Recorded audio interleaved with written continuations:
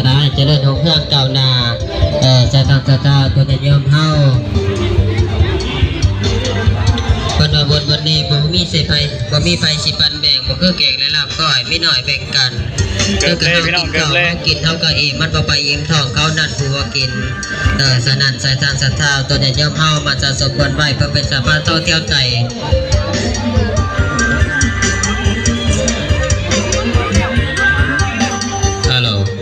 สุขสบายดีเด้อดอกออกตนโยมเฮาสุขสบายดีสุขขีเจริญ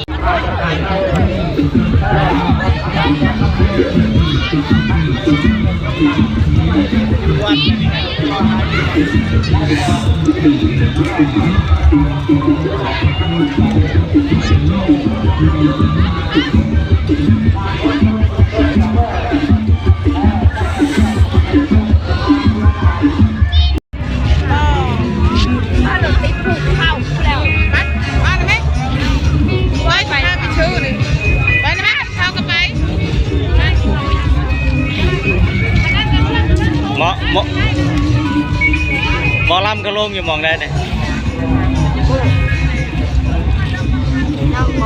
ฮะ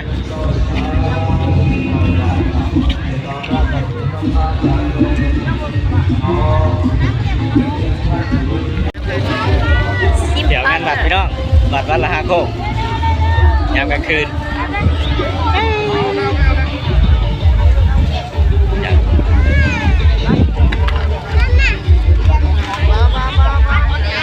ออกก่อนก็ได้เนาะน้องสาวศีรษะน้องสาวรจนาแล้วก็น้องสาวพลอยไพลินตอบสนองให้3 คน 3 ผลงานการแสดงด้านหน้าเวทีจากทิศลูกหลานกับแก้วดวงใจประกายฟ้าเนาะหลังจากจบแล้วเนาะจะนำมาพี่พี่น้องพบแหล่งสัมผัสกับรายการหมอลำเลือดตามด้วยโลเค5มหาสนุกตอบสนองให้ว่าในคืนวันนี้ทั้งทีมงานของพวกเขาเสียเอาเรื่องยังมาทำการแสดงให้พี่กับน้องเปิดแบบส้มในคืนวันนี้เนาะจะสั่งขออีกหวานภาษาเสียงตบมือต้อนรับนักแสดงประจำทีมงานเป็นผู้ข่าว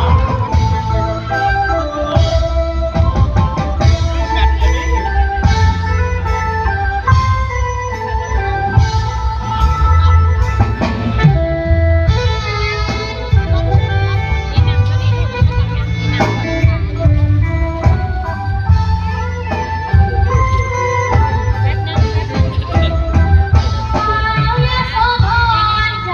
หอมหอนน้ำตาไหล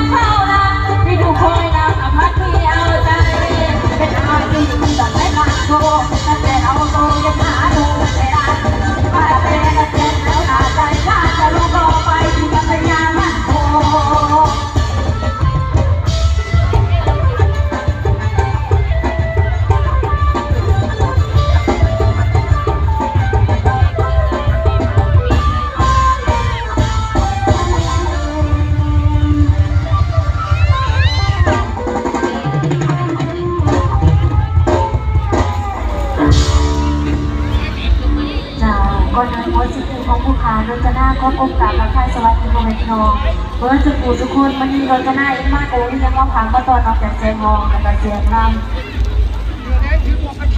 ที่เสร็จไหมนี่ในการสาหัสก็ต้องลงภูละเล็กภูละน้อยภูละสิบภูละปัจจุบันท่านสาดีให้คุณคำสาธรรมะเจ้าจะได้รู้สามาทำท่านไว้แล้วใจใส่มัน